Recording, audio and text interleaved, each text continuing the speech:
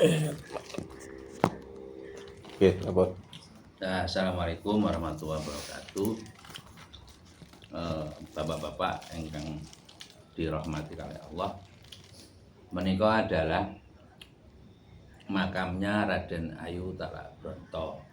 Di sini disebut Raden Ayu Talabronto. Itu setelah diselami lama, saya menyelaminya 6 tahun.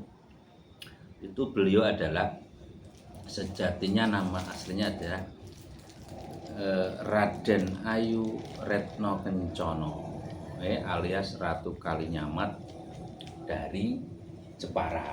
Beliau adalah putrinya Sultan Trenggono. Sultan Trenggono, dia punya kakak namanya Sunan Prawoto atau Sultan Prawoto yang dibunuh sama istrinya, dan anaknya dua itu, anaknya Sultan Prawoto itu disebut kembar dua itu, yang disebut Ratu Mas Semangkin yang dimakamkan di Mayong. Nah, yang satu Ratu Mas Prihatin dimakamkan di Jedes, ketemu di Jedes. Sudah ketemu di Jedes. Di situ tidak dikasih tahu nama, tapi memang saya temukan di situ. Nah, beliau ini adalah asli ibunya Sutowijoyo, Panembahan Senopati Raja Mataram pertama. Mataram Islam pertama, ini ibunya. Jadi Raja-Raja Imogiri itu, kota gede itu, ini neneknya. Ini yang pertama neneknya.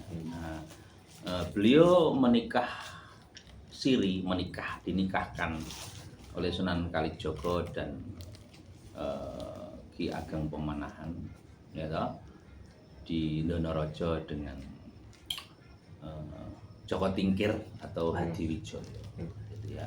Nah, itu jadi ya, beliau tuh punya anak Sutowijoyo dan beberapa anak, tapi tidak ditulis di buku sejarah, karena ini untuk melindungi keturunan beliau waktu itu diburu sama VOC.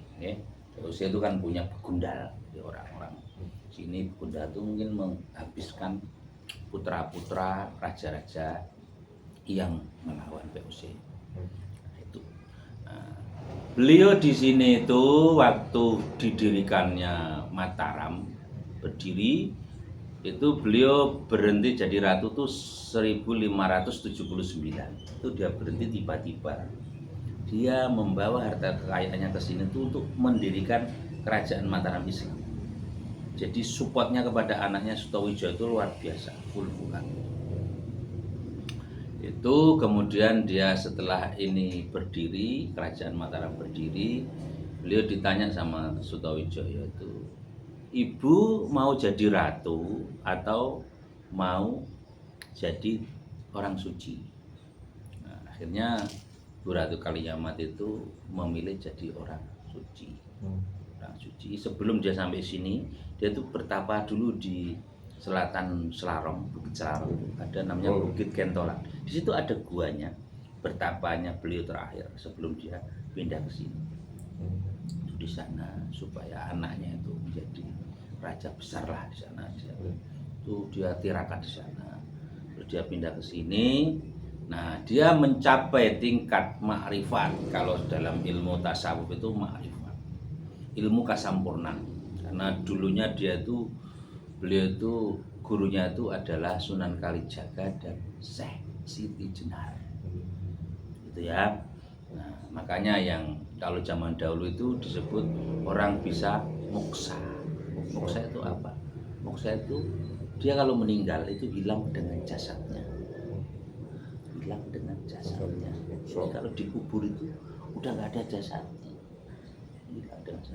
Karena apa? Orang-orang ma'rifat itu dia kembali kepada Allah itu seperti kilat.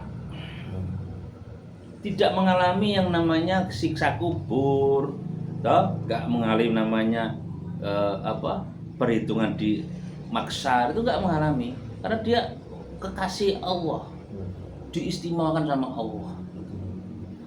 Nah, itu seperti itu. Jadi kalau di kitab Hindu itu ada 10 raja Jawa yang bisa moksa. Itu ada 10 raja yang moksa. Salah satunya beliau. 10 raja Jawa bisa moksa. Itu siapa aja nanti dicari sih. Nah, makanya di sini bagi para orang-orang pelaku tasawuf atau orang-orang kejawen yang pengen memurnikan jiwanya sampai kepada Tuhan yang Maha Esa, itu kan pemurnian tauhid, Tuhan yang Maha Esa. Tempat inilah yang paling cocok untuk itu. Ini adalah napak tilas tokoh kita yang bisa mokso itu di sini. Nah, inilah wali abdal atau wali yang tidak kelihatan. Belilah ini Ratu Kalinyamat Retno Kencana binti Sultan Trenggono. Nah, itu sekilas infonya, mudah-mudahan bermanfaat. Assalamualaikum warahmatullahi wabarakatuh. Oh,